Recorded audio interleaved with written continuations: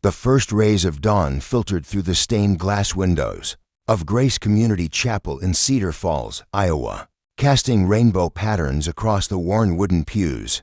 Pastor Daniel Morrison had been coming to the chapel for his morning prayers at 5:30 a.m. for the past 15 years, ever since he'd taken over the small congregation from Pastor Williams, who had retired to Florida with his wife. At 42, Daniel had grown to love these quiet moments before the day began, when the chapel held only him, his thoughts, and what he believed to be the presence of God. The building was old, constructed in 1924, and every creak and sigh of the settling wood had become familiar to him over the years. He knew which floorboard squeaked, which pew had the loose hymnal holder, and exactly how the morning light would travel across the sanctuary as the sun rose. But this Tuesday morning in early October felt different the moment he unlocked the heavy oak doors and stepped inside. Something was out of place. Daniel paused in the entryway, his hand still on the door handle, listening carefully. The chapel wasn't completely silent, it never was. There was always the subtle sound of the old heating system, the distant hum of traffic on Main Street, the occasional settling of the building's wooden frame. But underneath these familiar sounds, there was something else. Breathing, soft, rhythmic breathing that wasn't his own. Daniel's heart began to beat faster as he walked slowly down the center aisle, his footsteps echoing in the vaulted space. The breathing was coming from the front of the chapel, near the altar where dozens of votive candles flickered in their red glass holders. Candles that should have been extinguished the night before. As he approached the front pews, Daniel saw what had disrupted his familiar morning routine. There, curled up on the first pew and covered with what appeared to be a thin hospital blanket, was a small child, a little girl. He could see now, probably no more than 4 or 5 years old. With tangled brown hair and dirt smudges on her pale face, she was fast asleep. One small hand clutched around a stuffed rabbit that had seen better days. Her clothes, a pink t-shirt with a cartoon character, and blue jeans, were wrinkled and looked like they'd been slept in for more than one night. Daniel stood frozen for a moment, his mind racing through possibilities. Was this child lost? Had someone broken into the chapel? Were her parents somewhere nearby? He looked around the sanctuary, but saw no signs of anyone else. The child appeared to be completely alone. Moving carefully so as not to wake her, Daniel approached the pew. That's when he noticed that several of the votive candles near the altar had been lit recently. The wax was still soft, and the flames danced steadily in the still air. Someone had been here during the night, someone who knew how to light candles, and apparently felt comfortable enough in the sacred space to leave a child here. As Daniel studied the sleeping child more closely, he noticed something else that made his breath catch. There, tucked between 2 of the votive candles, was a folded piece of paper. Even from a distance, he could see handwriting on it, careful, deliberate script that suggested someone had taken time to compose whatever message it contained. Daniel's pastoral experience had taught him to approach unexpected situations with caution and prayer. In his 15 years of ministry, he dealt with homeless individuals seeking shelter, people in various states of crisis, and families facing unimaginable challenges.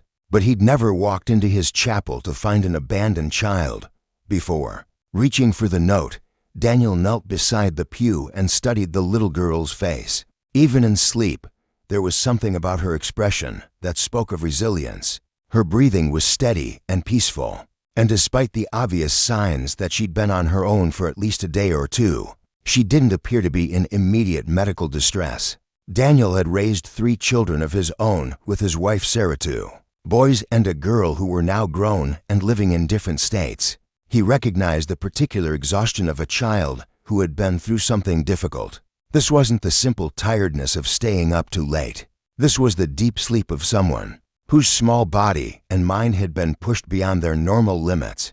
Rising quietly, Daniel walked to the votive candles and carefully extracted the note. From between 2 of the glass holders, the paper was slightly warm from the proximity to the flames, and as he unfolded it, he could see that it had been written with a blue ballpoint pen on what appeared to be a page, torn from a small notebook. The handwriting was feminine, neat but hurried, as if written under stress or in poor lighting. As Daniel read the words, he felt his heart sink with the weight of what they revealed. "Pastor, please forgive me for what I'm about to do. My name is Rachel Martinez, and the little girl sleeping in your church is my daughter, Emma. She's 5 years old and the most precious thing in my world, which is why I'm doing this. I've been living in my car with Emma for 3 weeks now. We lost our apartment when I lost my job at the diner, and I haven't been able to find steady work since. I've been to all the shelters, but they're full and the waiting lists are months long. I've called every family service agency in 3 counties, but there's no help available that doesn't involve putting Emma in foster care. While I try to get back on my feet, I can't let that happen. I won't let her be taken from me and put with strangers who might not love her the way she deserves to be loved. But I also can't keep living like this, with her sleeping in a cold car and eating whatever I can find or afford. She deserves better than what I can give her right now. I've been watching your church for 2 weeks. I've seen you come in early every morning, and I've seen how you treat people when they come to you for help. You helped the Johnson family when they were evicted, and you found work for Mr. Peterson when he was laid off from the factory. Emma and I attended your service last Sunday. We sat in the back and left early, and I could tell that you're a good man who truly cares about people. I'm leaving Emma with you because I know you'll take care of her until I can come back for her. I'm not abandoning her. I would die before I abandoned my baby, but I need time to find a job, to save money for a deposit on an apartment, to build a life that's stable enough for her to be part of. I can't do that while I'm also trying to take care of her basic needs with no resources. Please don't call the police or child services right away. Please give me a chance to prove that I can fix this." Emma knows her full name, Emma Rose Martinez, her birthday March 15th, and our old address before we became homeless. She's potty trained, she's not allergic to anything, and she loves stories about animals. Her favorite food is macaroni and cheese, and she has to sleep with her rabbit, Mr. Hopscotch, or she has nightmares. I will come back for her. I don't know when, maybe a few weeks, maybe a couple of months, but I will come back. I've lit candles and prayed every night for 2 weeks that God would show me a way to keep my family together, and I believe this is the answer to those prayers. Please take care of my baby until I can be the mother she deserves. Rachel Martinez. P.S. There's a bag with her clothes and a few toys under the pew. She's been very brave through all of this, but she misses having a real bed and regular meals. Please tell her that Mommy loves her more than all the stars in the sky, and that I'll be back for her soon. Daniel read the note twice, his hands trembling slightly as the full impact of the situation settled in. This wasn't a case of abandonment born from indifference or cruelty. This was a desperate mother making what she believed was the most loving choice available to her under impossible circumstances. Looking back at the sleeping child, Emma, Daniel felt a familiar mixture of emotions that came with his calling as a pastor. There was sadness for the pain this family was enduring, anger at the systems that had failed them, and a deep sense of responsibility for the trust that had been placed in him. But there was also something else, a growing certainty that this moment had been placed in his path for a reason, and that how he responded would matter not just for Emma and her mother, but for his own understanding of what it truly meant to serve others. As Emma began to stir slightly in her sleep, making small sounds and clutching her stuffed rabbit closer, Daniel made a decision that would change multiple lives forever. He folded the note carefully and placed it in his jacket pocket, then knelt beside the pew once more. Whatever happened next, he would not betray the trust that Rachel Martinez had placed in him. He would not call the authorities immediately, and he would not allow Emma to disappear into a system that might separate her from her mother permanently. But he also knew that simply caring for Emma wasn't enough. He needed to find a way to help Rachel rebuild her life so that this family could be reunited properly. As the morning light grew stronger and Emma began to wake up, Daniel whispered a prayer for wisdom, strength, and the right words to help a frightened little girl understand that she was safe, loved, and not alone. The real work was just beginning. Emma's eyes opened slowly, the way children wake when they're in an unfamiliar place, but too exhausted to be immediately afraid. For a moment, she simply blinked at the colorful light streaming through the stained glass windows. Her small hand automatically reaching out to make sure Mr. Hopscotch was still beside her. When she saw Daniel kneeling next to the pew, her body tensed, but she didn't cry out or try to run. Instead, she sat up carefully, studying his face with the particular intensity that comes from being a child who has learned to read adult emotions. For signs of safety or danger, "Hello, Emma," Daniel said softly, using the gentle tone he'd developed over years of working with children. "My name is Pastor Daniel.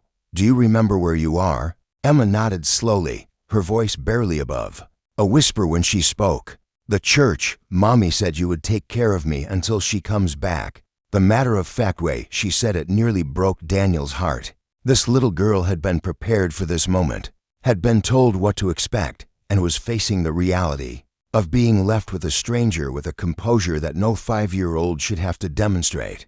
"That's right," Daniel confirmed, "and I'm going to take very good care of you. Are you hungry? Or do you need to use the bathroom?" "Both," Emma admitted, and for the first time, her careful composure cracked slightly. "And I'm thirsty. Mommy said not to drink the water in the bathroom sink because it might make me sick." Daniel felt another wave of admiration for Rachel Martinez, even in her desperation. She had been thinking about the details of her daughter's care, preparing her for this situation as thoroughly as possible under the circumstances. "Well, let's start with the bathroom, and then we'll get you some breakfast," Daniel said, standing up. "The bathroom here is very clean, and the water is perfectly safe to drink." As Emma slid off the pew, Daniel noticed that she moved with the careful deliberation of a child who had learned to be quiet and unobtrusive. She gathered Mr. Hopscotch and a small, worn backpack that had been tucked under the pew apparently, the bag of clothes and toys that Rachel had mentioned in her note. The chapel had a small family restroom near the back, complete with a step stool and child-sized facilities that had been installed when the congregation had more young families. While Emma took care of her immediate needs, Daniel used the few minutes to think through his next steps. His first instinct was to call his wife Sarah, who worked as a nurse at Cedar Falls General Hospital and had always been the more practical of the two when it came to handling crises. But it was still early, not quite 6:30 a.m., and he didn't want to wake her with something this complex over the phone. His second thought was about the legal implications of what he was doing. Technically, he was now caring for a child who wasn't his own, without going through proper channels. If something happened to Emma while she was in his care, or if the authorities discovered the situation, there could be serious consequences. But reading Rachel's note had convinced him that involving child services immediately would likely result in exactly the outcome that Rachel was trying to avoid. When Emma emerged from the bathroom, she looked slightly more alert, but also more uncertain.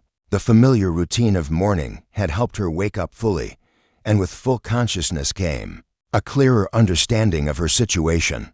"Pastor Daniel," she said, her small voice echoing in the chapel. "When is Mommy coming back?" It was the question Daniel had been dreading, because he had no good answer to give her. Rachel's note had been honest about not knowing when she would be able to return, and Daniel appreciated that honesty even as it complicated his ability to reassure Emma. "I don't know exactly when," Daniel said, kneeling down to be at Emma's eye level, "but I know that she loves you very much, and that she's working very hard to make a good home for you again. In the meantime, you're going to stay with me and my wife Sarah, and we're going to make sure you have everything you need." Emma considered this for a moment, then asked, "Will I have my own bed?" "Yes, you will," Daniel promised, thinking of the guest room in their house that had been empty since their youngest son moved out for college 3 years ago, and regular meals, absolutely. 3 meals a day, and snacks if you get hungry. "And can I go to school?" This question caught Daniel off guard. He hadn't thought about the logistics of enrolling Emma in school without proper documentation, or how to explain her presence to his congregation and the community. But looking at her hopeful face, he realized that for Emma, school represented normalcy and stability, things she'd been missing for weeks. "We'll figure that out," he said. "First, let's get you some breakfast and introduce you to Sarah. She's much better at making pancakes than I am." Emma's face brightened slightly at the mention of pancakes, and Daniel felt a small surge of relief. Children were resilient, and if he could provide Emma with safety, routine, and care, she would likely adapt to this temporary situation better than many adults would. As they prepared to leave the chapel, Daniel carefully extinguished the votive candles that Rachel had lit, saying a silent prayer for her safety and success in whatever she was trying to accomplish. He helped Emma gather her few belongings, noting that the backpack contained several changes of clothes, all clean but well worn, a few small toys, a toothbrush, and a children's book about a lost puppy who finds a new family. The symbolism wasn't lost on him. During the short drive to his house on Maple Street, Emma sat quietly in the passenger seat. Daniel made a mental note to get a proper car seat as soon as possible, looking out the window at the familiar sights of Cedar Falls. Waking up, the town was small enough that Emma might recognize some of the buildings and streets from her time here before becoming homeless. "Emma," Daniel said as they pulled into his driveway, "did you and your mommy live in Cedar Falls before you were staying in the car on Pine Street?" Emma said immediately, "In the yellow house with the blue door. But the man said we had to leave because mommy couldn't pay the money." Daniel knew Pine Street well. It was one of the older residential areas where many of the town's working families lived in modest rental properties. He made another mental note to drive by the yellow house with the blue door later, to get a better sense of Emma and Rachel's story. Sarah was in the kitchen making coffee when Daniel opened the front door. At 58, she had the kind of practical warmth that came from years of nursing and mothering, and Daniel knew that if anyone could help him navigate this situation, it would be her. "Sarah," he called out, "I need to talk to you about something important, and we have a guest." When Sarah saw Emma standing shyly beside Daniel, her nursing instincts immediately kicked in. Without asking questions, she knelt down to Emma's level and smiled. "Well, hello there, sweetie. You must be hungry. How do you feel about pancakes for breakfast?" Emma nodded eagerly, and Daniel felt grateful once again for his wife's ability to prioritize a child's immediate needs over her natural curiosity about the circumstances. While Sarah started breakfast, Daniel briefly explained the situation, showing her Rachel's note and outlining his decision not to contact authorities immediately. Sarah read the note with the same mixture of heartbreak and admiration that Daniel had felt. "This poor woman," Sarah murmured, "and this brave little girl. Of course we'll help them. But Sarah, we need to think about the legal implications and the practical ones. We can't just keep Emma indefinitely without." "Daniel," Sarah interrupted gently, "sometimes doing the right thing means taking risks. And sometimes God puts people in our path not because it's convenient or legal or easy, but because it's necessary." As they watched Emma carefully cut her pancakes into small, precise pieces, eating slowly and deliberately as if she wanted to make the meal last as long as possible, both Daniel and Sarah felt the weight of the trust that had been placed in them. They also felt something else, a growing determination to do whatever it took to help Rachel Martinez rebuild her life so that this little family could be whole again. But first, they had to figure out how to care for Emma in a way that would keep her safe, happy, and ready to reunite with her mother when the time came. It was a challenge that would test everything they believed about faith, family, and community. Within 3 days, Daniel and Sarah had developed a routine with Emma that felt surprisingly natural. Sarah had taken a leave of absence from the hospital, using vacation time she'd been accumulating for years. While Daniel rearranged his pastoral schedule to be home more often, Emma had settled into the guest room, which Sarah had quickly transformed with colorful bedding, a few stuffed animals from their own children's childhood, and a small bookshelf filled with picture books. But underneath the surface calm, Daniel was wrestling with increasingly complex decisions about Emma's future and his responsibility to find her mother. The first major challenge had come on Wednesday, when Emma asked if she could go to school with the other children she'd seen walking down their street that morning. Daniel had called Cedar Falls Elementary, speaking carefully with the principal about a child who might be enrolling temporarily and learning about the documentation that would be required. Without Rachel's permission and proper legal guardianship, enrolling Emma in school would be impossible. Instead, Sarah had taken on the role of temporary teacher. working with Emma on basic reading and math skills during the mornings. What they discovered both impressed and worried them.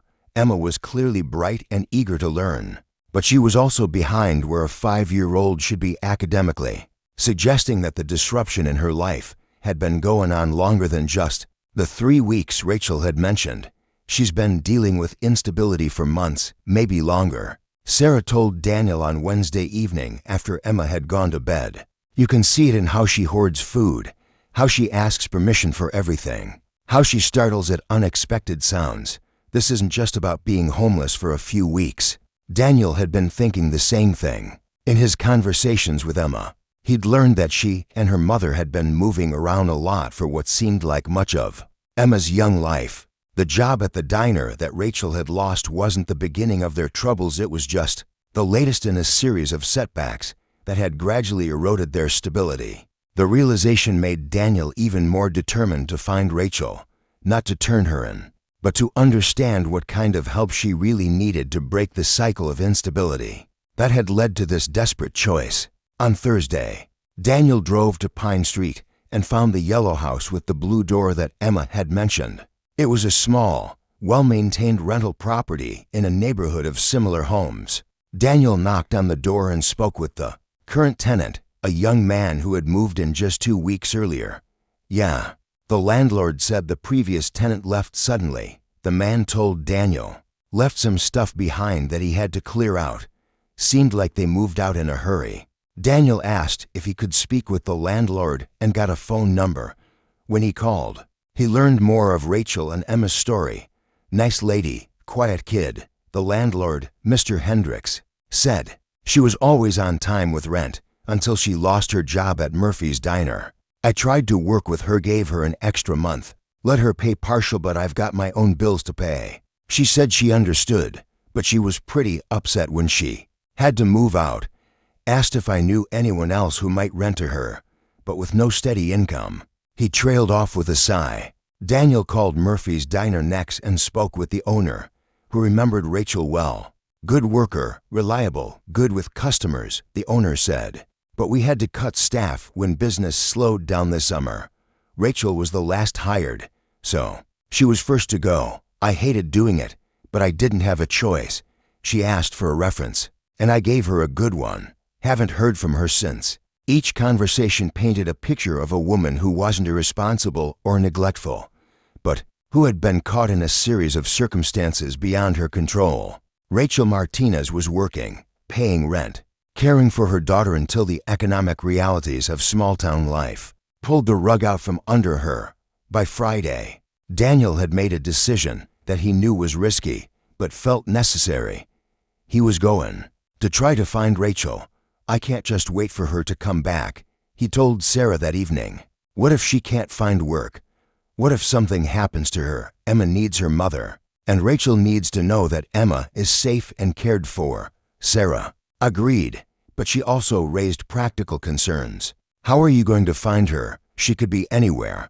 And what if she doesn't want to be found? She might see us looking for her as a betrayal of the trust she placed in us. Daniel had thought about this too. I'm going to start with the assumption that she stayed relatively close. She knows Emma is here, so she's not going to go too far away. And I'm going to be very careful about how I approach this. I'm not looking for her to bring her back before she's ready. I'm looking for her to offer help. Over the weekend, Daniel began a careful search. He called other diners and restaurants in surrounding towns, asking if they had hired anyone recently. Matching Rachel's description, he contacted local churches and social service agencies, not to report Rachel's situation, but to ask if they had programs that might help a single mother get back on her feet. Meanwhile, Emma continued to settle into life with Daniel and Sarah. She helped Sarah with simple cooking tasks, played quietly in the backyard, and showed particular interest in the small vegetable garden that Sarah maintained behind the house. Mommy and I used to grow tomatoes, Emma told Sarah one afternoon as they watered the late-season plants. She said if we had our own garden, we would never be hungry. It was comments like these that reinforced Daniel's growing understanding of Rachel's situation.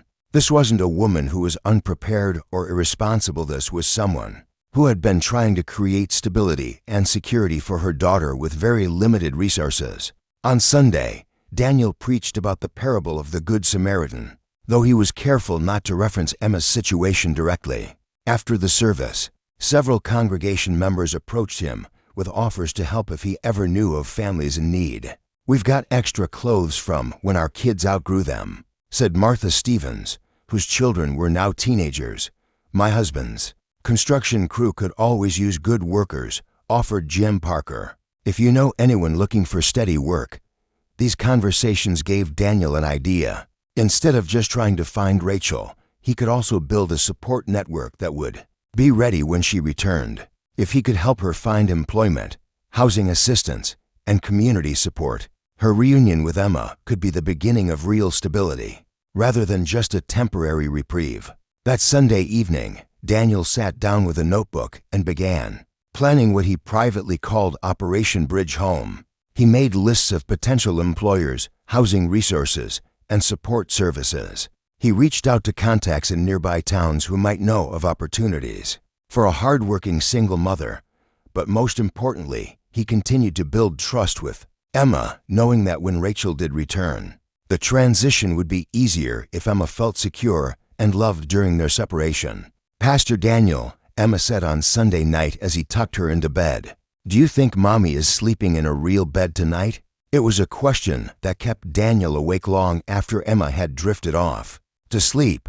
Somewhere out there, Rachel Martinez was probably sleeping in her car again, worrying about her daughter and working whatever jobs she could find to save money for their reunion. Daniel fell asleep that night with a prayer on his lips that he would find Rachel soon, and that when he did, he would have something real to offer her, not just the return of her daughter, but a genuine chance at the stable life they both deserved. The search was about to intensify, and Daniel had no idea that Rachel was much closer than he imagined. On Monday morning, Daniel's careful investigation finally paid off. In an unexpected way, Martha Stevens called the church office with information that made Daniel's heart race. "Pastor, I was talking to my sister over in Fairfield," Martha said, "and she mentioned seeing a young woman who matches the description you gave me last week. She's been working the breakfast shift at the truck stop diner there, and my sister said she keeps to herself but works harder than anyone, goes by Rachel, and my sister thinks she might be living in her car in the parking lot." Fairfield was only 45 minutes away, close enough for Rachel to feel connected to Emma, far enough to avoid running into people who might recognize her situation. Daniel's instincts had been right about her staying close. "Martha, can you call your sister back and ask her not to say anything to this woman yet? I want to approach this very carefully." Within an hour, Daniel was driving toward Fairfield, his mind racing with how to handle this delicate situation. He'd told Sarah where he was going, and she was ready to bring Emma to the diner if the reunion went well. But Daniel also knew that Rachel might feel trapped or betrayed if he approached her. While she was working, the truck stop sat at the intersection of the highways, a bustling place that served both long-haul truckers and local traffic. Daniel parked where he could see into the diner through the large windows and waited, watching for any sign of a young woman who might be Rachel Martinez. At 11:30, just as the breakfast rush was ending, he saw her. She was wiping down tables, moving efficiently between customers, her dark hair pulled back in a ponytail. Even from a distance, Daniel could see the careful way she moved, the professional smile she maintained, and the tired set of her shoulders that spoke of someone carrying more weight than should be possible. Daniel waited until she took what appeared to be a break, stepping outside to sit on a bench behind the diner. He approached slowly, his hands visible, trying to look as non-threatening as possible. "Rachel," he said softly. She looked up, and Daniel saw fear flash across her face before recognition set in. She started to stand, started to run, but then stopped herself. "You're the pastor," she said, her voice barely audible. "From the chapel. Is Emma?" "Emma is wonderful," Daniel said quickly, sitting down on the bench but leaving plenty of space between them. "She's safe, she's healthy, and she misses you terribly. I'm not here to arrest you or take you back before you're ready. I'm here because I want to help." Rachel's careful composure cracked, and tears began streaming down her face. Is she really okay? Has she been eating, sleeping? Does she ask for me? She asks for you every day. Daniel said gently, but she also understands that you're working to make a better life for both of you. She's incredibly brave, just like her mother. For the next hour, sitting on that bench behind a truck stop diner, Daniel and Rachel had the conversation that would change everything. Rachel told him about the months of increasingly unstable employment, the impossible choice between accepting help that might separate her from Emma permanently, or trying to maintain their independence at any cost. I've saved almost enough for a deposit on an apartment, Rachel said. I've been working double shifts when I can get them, sleeping in my car, eating one meal a day so I can save every penny. I thought maybe another month, maybe 6 weeks, and I could come back for her with a real home to offer. Daniel pulled out the notebook he'd been carrying for the past week. Rachel, what if I told you that you don't have to wait another month? What if there were people ready to help you and Emma get back on your feet right here in Cedar Falls? He showed her the list he'd compiled: job opportunities, housing assistance programs, childcare resources, and most importantly, a community of people who had heard about a mother and daughter in need and wanted to help without judgment or conditions. Jim Parker's construction crew needs reliable workers, and he's willing to provide training. Daniel explained, the Riverside Apartments has a 2-bedroom unit that will be available next week, and several families in our congregation are willing to help with the deposit. Emma could start school immediately, and there's after-school care available for working parents. Rachel listened with growing amazement as Daniel outlined a support system that she'd never dared to hope for. But why? She asked finally. Why would strangers want to help us? Because, Daniel said, sometimes God puts people in our paths, not just to test our faith, but to remind us what faith is supposed to look like in action. Emma didn't just need a safe place to stay, she needed people to see her family's worth and fight for it. Rachel was quiet for a long moment, processing what Daniel was offering. Then she asked the question that mattered most. Can I see her? Can I see Emma? She's waiting in my car, Daniel said with a smile. I called my wife an hour ago. The reunion took place in the parking lot of the truck stop, and Daniel would remember it for the rest of his life. Emma ran into her mother's arms with a joy that was pure and complete, and Rachel held her daughter as if she would never let her go again. I'm sorry, baby, Rachel whispered into Emma's hair. Mommy's so sorry you had to be scared. I wasn't scared, Emma said confidently. Pastor Daniel and Miss Sarah took good care of me, just like you said they would, and now you're here, and we can be together again. 3 weeks later, Rachel and Emma moved into their apartment on Riverside Drive. Rachel had started work with Jim Parker's crew and discovered that she had a natural aptitude for construction work that paid better than any job she'd held before. Emma was enrolled in kindergarten and thriving academically and socially. But perhaps more importantly, they had become part of a community that saw their success as everyone's success. The congregation of Grace Community Chapel had embraced both Rachel and Emma, not as charity cases, but as valued members of their extended family. You know, Rachel told Daniel one Sunday after church, I spent so many nights praying for a miracle, for someone to save us. I never imagined that the miracle would be Emma saving me by helping me find people who cared enough to fight for our family. Daniel smiled, watching Emma play with other children in the church playground. Sometimes God's answers to our prayers look different than what we expect, but they're always exactly what we need. 6 months later, Daniel received a letter from Rachel that he kept in his desk drawer and read whenever he needed, reminding of why his work mattered. Dear Pastor Daniel and Sarah, Emma and I wanted you to know that we're doing wonderfully. Emma loves school and has made so many friends. I got a promotion at work and we're saving money for the first time in years. But most importantly, we have something we never had before, a community that feels like family. I used to think that asking for help was a sign of weakness or failure. Now I understand that it takes strength to trust other people with your most precious treasure. You didn't just take care of Emma during those difficult weeks. You helped me learn that accepting help with grace is just as important as offering it. Emma still lights a candle every Sunday, and says a prayer for other families who might be struggling like we were. She says she wants to be like Pastor Daniel when she grows up, someone who listens when people are scared and helps them find their way home. Thank you for seeing our worth when we couldn't see it ourselves. With love and gratitude, Rachel and Emma Martinez. P.S. Emma wants you to know that she still sleeps with Mr. Hopscotch every night.